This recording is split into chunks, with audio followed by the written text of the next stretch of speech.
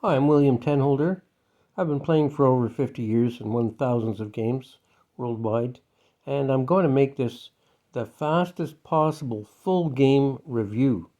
And so we start already with the traditional opening and with the traditional uh, attack on the f7 pawn. Now, how do we deal with that? That's a great way to deal with it. Just develop, and they bring out the queen. And so I'm thinking they have no attack, so I'll develop further. And yeah, attack the bishop, attack the pawn. Bishop takes, knight takes. There's still no attack, and the white's pieces aren't developed. Pawn takes, and now I just develop a structure that is similar to a pawn structure and stopping the pawn from further development. There is no attack for white right in this position. They have nothing. So they develop. They need to bring out more pieces, obviously. And now I start my little attack, and it's kind of a sneaky little attack. Here it comes. They move the pawn up so they can get their bishop out. I attack on the knight. So this is a little decoy attack. My intention really is other than that, but they come out with the bishop. So here's my little sneak attack. Bishop on the queen. Queen has to move. Queen moves. Now here's the sneaky little, yes, bishop to c5 with the quick little checkmate plan here. If they're not on the ball, it's checkmate on the f2 square. So they have to defend, and they do. And I simply take because the pawn can't take. So let's see what they do. Queen takes, and I castle. And, that's a good little pause in the action. No threats. Go ahead and castle. You're ahead in development. Black is looking very good here. So they attack the queen with the knight. Knight. Bishop has to take that. Queen takes. Now this sets up another really great move because I know I'm playing against a strong player and I've got them completely confused at this point.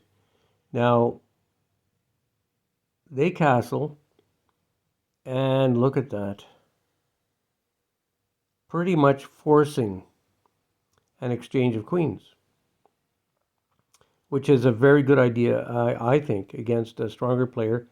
I can do a good game after that. So queen takes queen, pawn takes queen, and I have the e file at my command.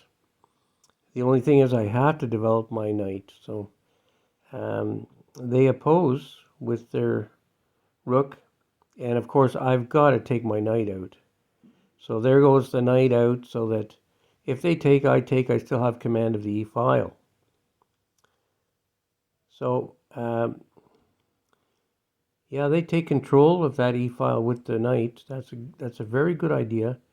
They can open it up or close it up whenever they want. So nice. I move my king over so that there's no threat of a check from that knight. There could be, sacrifice, something like that. And I didn't want to be involved in that. Now, they are looking at strengthening their position. And yeah, I just feel like, what can I get out of this? Probably double up the rooks, right? And so they further strengthen their position. The pawns are good. It's pretty much equal game right now, white might have a slight advantage. Double up the rooks, as I said. This is your goal. This is your powerhouse. King comes out to help. And now an attack on the knight with a possible force here. Knight. Yeah, that's a good move, isn't it? And something you have to think about carefully here. Excuse me. Yeah, so the rook has some bad intentions here, and so they're going to take the rook. I take with the pawn. Now, with a pass pawn and check, it's a little bit dangerous for white. King blocks, which that would be normal. Stop the progression of the pawn. The knight comes up with intentions of protecting the f7 square and with possible offense. So they don't want the knight there, and they move the pawn up. I have to find a good spot, and that turns out to be a great spot right there on g6. So I'm pretty happy at this point. Now I'm looking for some sort of trickery, any kind of trickery I can do. So the game progresses, everybody strengthening their position, the king strengthening his position with no check available, the pawns moving up for attack, attack on the knight moves in to attack on the pawn, the rook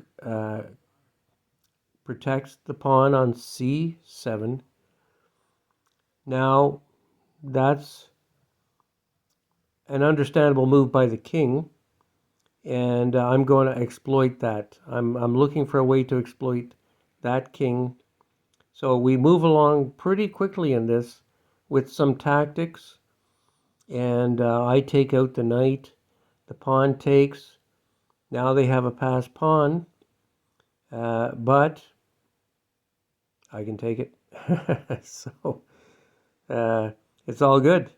No passed pawns. King's in the center of the board. Now I'm looking for tactics. Okay, pawn moves up.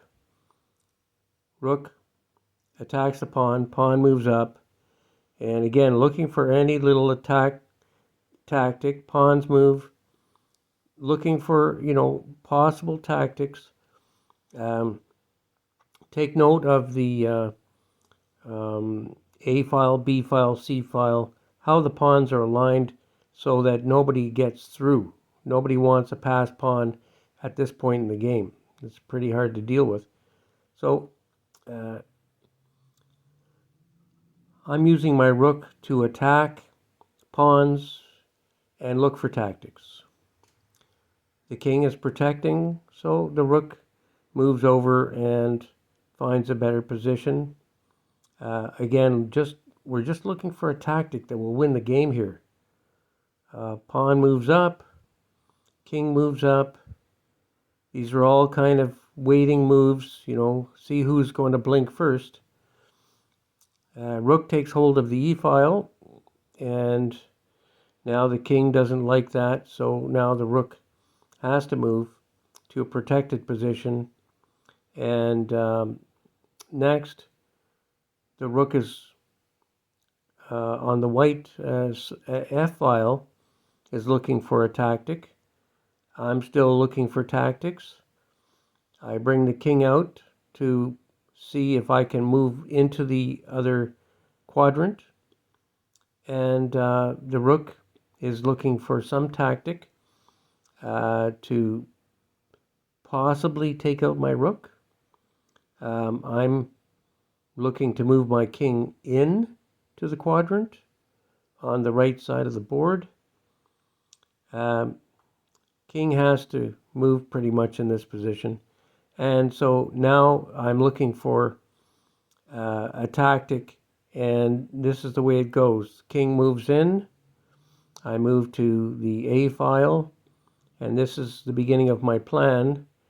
King moves back hoping to cut off the rook influence, protecting the pawn, and this is where my tactic finally works. Check, and they are going to lose their rook. So this is, the tactic you are looking for by moving around and hoping for something like that. Now it's just a matter of semantics here. It's a very quick victory after this. Rook takes pawn, king moves, king is isolated by the rook taking over the 3 file, and the king can move, but the rook has command. And now the rook simply moves to h1, where the king has a hard time to deal with it. The king moves. The rook has command now of the g file, and the king really cannot do much because of the positioning of the black king. Now, the rook on the g file has cut off the king from the pawn attack, and that pawn is going to go all the way to queen in this position. King can only watch. There goes. Boom, boom. Rook moves out of the way. King cannot get in. And no matter what, the pawn is queening. This is a 60-move game, and this is a full game. And we're going to get this commentary wrapped up very quickly. Now that we have the queen and the rook, they're looking for a possible Hail Mary. Sorry, that's not going to happen. That's already been figured out. So now the king can only move around. Check on the king. Queen has control. Check. King can only move back. Then cut off the king's movements. King has to move back. And now we're looking at just cut it off, and that's the end of the game because the next move is checkmate. I hope you enjoyed this rapid review of a game I was proud to win against a good, well-rounded player. This was 60 moves in under 45 minutes.